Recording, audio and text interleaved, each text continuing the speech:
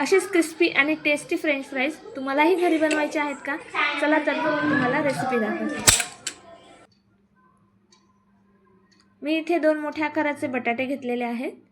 बटाटे स्वच्छ धुवून घेतलेले आहेत आणि त्यानंतर त्याचे सालं काढून घेतलेले आहेत. सालं काढल्यानंतर फिंगर साईजचे आपल्याला लंबे लंबे आकाराचे असे बटाटे कट करून घ्यायचे आहेत. एका साईजचे शक्यतो कट करा. आणि मोठे मोठे बटाटे घेतले तर त्याचे जे फ्राईजचे जे साईज आहे ती पण मोठे येते, त्यामुळे ते छान दिसतात दिसण्यासाठी. आता इथे मी कट करून घेतलेले आहे. एका कढईमध्ये मी पाणी केलेलं आहे गरम. 1 ते 1.5 ग्लास पाणी टाकायचं आहे. त्यामध्येच थोडंसं मीठ टाकायचं आहे.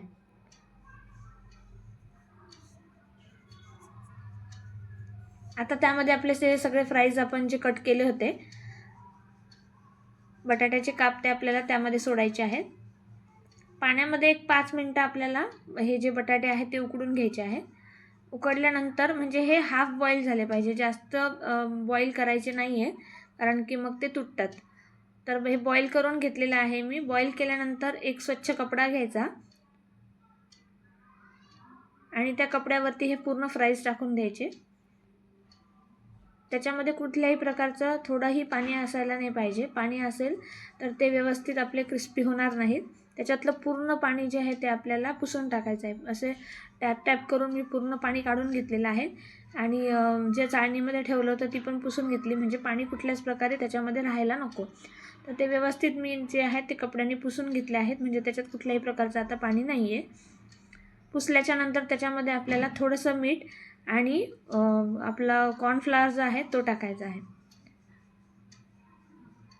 याच्यामध्ये तुम्ही दुसरे मसाले पण ॲड करू शकता.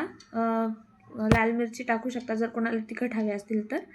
पण मुलांसाठी करत असाल तर सॉल्टेड म्हणजेच फक्त मीठ टाकायचं, दॅट्स इट. याच्या व्यतिरिक्त काही टाकायचं नाही. कॉर्नफ्लॉवर आणि मीठ टाकल्यानंतर मिक्स करून घेतलं व्यवस्थित. कढईमध्ये तेल तापायला ठेवलेलं आहे. आता हे जास्त प्रमाणात म्हणजे हाय फ्लेमवरती आपल्याला फ्राय करून घ्यायचे आहेत. मीडियम लो फ्लेम करायची नाही. जर मीडियम टू लो फ्लेमवरती केलं तर ते व्यवस्थित क्रिस्पी होत नाहीत. ह्याला फास्ट मध्ये हाय स्पीडवरतीच करायचं आहे.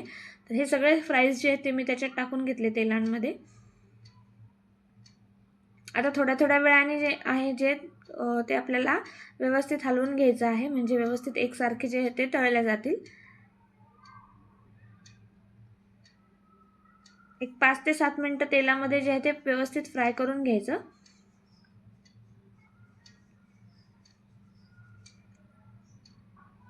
हे व्यवस्थित जे आहे ते क्रिस्पी होतात. थोडासा याचा कलर जो आहे तो चेंज होतो, येल्लो होतात थोडेसे फ्राय झाल्यानंतर.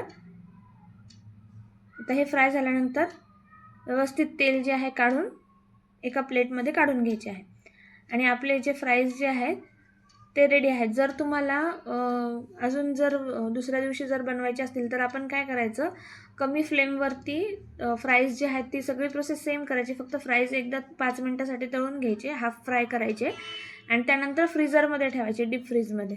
फ्रीझरमध्ये ठेवून दुसऱ्या दिवशी तुम्ही परत फ्राय करू शकता, जेणेकरून ते अजून जास्त क्रिस्पी होतात. डबल फ्राय जी मेथड आहे ती इथे यूज करायची. तर इथे बघू शकता तुम्ही खूप सुंदर असे फ्राईज जे आहे ते रेडी झाले. खूप फ्रेश असतात आणि बाजारच्या याच्यासारखीच चव लागते आणि घरच्या घरी तुम्ही अतिशय छान जे आहे ते फ्राईज बनवू शकता.